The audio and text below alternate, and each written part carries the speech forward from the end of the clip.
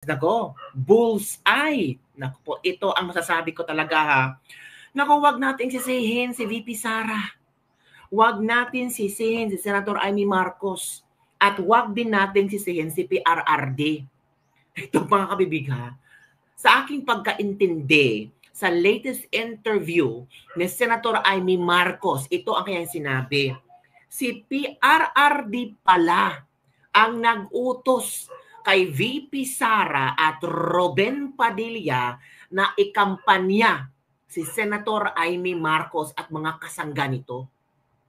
So si Pangulong Duterte na ang pumili kung sino ang dapat ikampanya. Si Senator Amy Marcos pinili ni Ruben Padilla at VP Sara. Si Camille Villar, kasali ito sa pinili ni Pangulong Rodrigo Roa Duterte.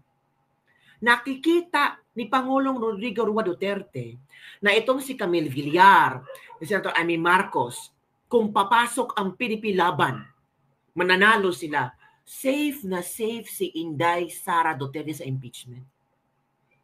Alam nyo, di ba bago na tawag dito, na kulong si Pangulong Duterte sa Hague, sa ICC, tanging hiling lang niya, botohan ang PDP laban straight para kay Inday Sara Duterte. Pero parang nakikita niya na kailangan pa niya ng 2 senador na talagang maging solid ang foundation na hindi ma-impeach si VP Sara. At nakita niya si Camille Villar at Senator Amy Marcos. Itong Senate hearing kabibig, anong tawag ito? I think this is what we call way of establishing a specific documents, data na pwedeng isumite nila sa ICC. 'Di ba? So wag na nating questionin na mabudol ulit tayo, ibubudol ulit tayo. Panoorin niyo ang interview ni Senator Amy Marcos kung talagang mabubudol tayo sa kanya. Ito kabibig ha. And I'm sure kayo nang bahala humusga, pero ako parang Ma'am, I need to ask directly, ito po ba ay resulta or sort of reward ni VP Sara sa inyo after the series of hearings that you conducted about the ICC arrest of his father? Reward po ba ito o paano ba? Ay, hindi ko naisip yun. Hindi rin niya naisip. Talagang nag-uusap na kami noon pa. Sabi niya, tsaka na akong mga ngampanya. Ayoko nang umikot nitong eleksyon na to. Pero yun nga, nung pabalik niya sa Hague, inutusan niya ata sila ni Senator Robin, ni Presidente Duterte na mga kampanya at tulungan ng mga kasangga.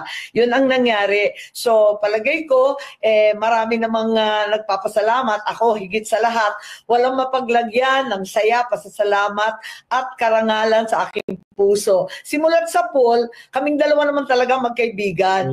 At kahit papano, aminado ako na naipahamak ko siya dahil hindi ko naman alam na mangyayari ang ganito. See? Aminado si Senator Amy Marcos na naipahamak niya si VP Sara. Kasi si Amy Marcos ay nabudol din ng kanyang kapatid.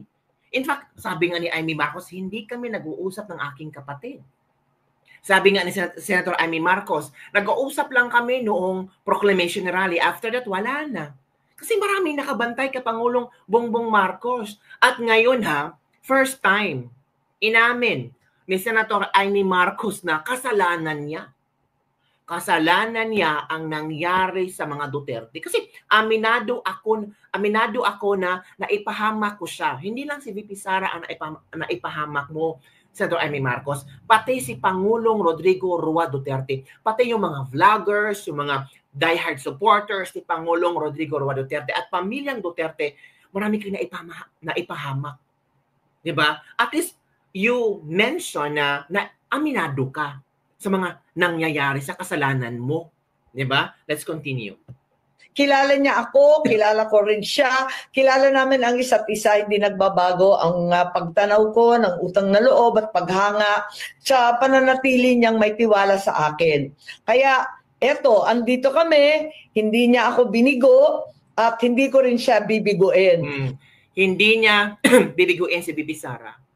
So, if ever manalo siya, tayong madla ang si Amy Marcos mananagot sa madlang people. ang katapatan sa ating bansa, ang kabayaran sa kanyang pagtitiwala. Ma'am, I mean, Sana, katapatan sa bansa, Senator Amy Marcos, kasi ito yung gusto ni VP Sara eh. Di ba? How VP Sara describe the Philippines right now, itim. Maitim talaga ang Pilipinas ngayon, mga kabibig. Grabe, sobrang itim ng Pilipinas. Hindi mo alam kung kailan tayo magliliwanag. Hindi natin alam kung kailan makikita natin. Ito kasi itim ngayon ang kulay ng bansa. Sa gutom at krimen nagluluksa. Tama. Let's face the reality, mga kabibig. Gulo ng Pilipinas, di ba? At eto kabibig, may papagkita akong sabi ni Sas Rogando Saso. Kahit pa paano, ito yung statement ni Senator Amy Marcos. Kahit pa paano, aminado ako na naipahamak ko si Sara Duterte dahil hindi ko naman alam na mangyayari ito. Sabi ni Sas, I may or may not know the story behind this, pero at least naman Senator Amy Marcos, na ibahagi mo na sa publiko matters that used to be only being talked about in private. Pero ito lang sa akin sana noon pa. O, di ba sabi ko sa inyo na at least aminado si Amy. Diba? Marami nang galit sana noon pa ginawa itong pagsasabi ng ganito. Alam naman nating mas bright ka sa kapatid mo. Pero hindi ka kasing tuso ng juwasa mo. Juwasa, charot. Oo. Mas tuso yung juwasa kumpara kay Amy Marcos. Oo. Parang 2 step forward yung juwaswa si Amy. Parang kasi iba si Amy ang iniisip ni Amy ang kapakanan ng bansa. Ang juwasya naman ang iniisip pera, kaba ng bayan, bulsa nila bubusog. So, sabi ng iba, may mga videos ngayon na lumalabas kung saan enjoy si VP Sara sa ginagawa nilang ni Senator Amy Marcos yung video ba? Panoorin natin kabibigan, enjoy sila. Yan na yung words. Sa harap siguro yung hila mo. Ay, pangit. Mas maganda yung may clip. Yan! Yun! Bro, baba ka pa, bro. Ano yun? Yan. Ayan. Hila pa konti daw. Yung kanina. Yan na yun. May pako na lang sa ilalim. Kuha mo na lang, bro. Diba? Grabe yung friendship ng dalawa. Bilang side. Uy, pinagina nyo ba yung malaki pa talaga? Patigil na si Drew para sumaya na kayo. Yeah, okay. Okay, ready. May kunat siya konti. Pero okay na yan. Grabe, higpit naman ang stylishness niya. Yun, sino ang may ginagawa? Ready? Don't smile. Ready? 3, 2, 1, action. Sino ang may ginagawa? One more. Same, chin-up contest. Puro, ayan na yung... Diba? Nakikita mo naman nung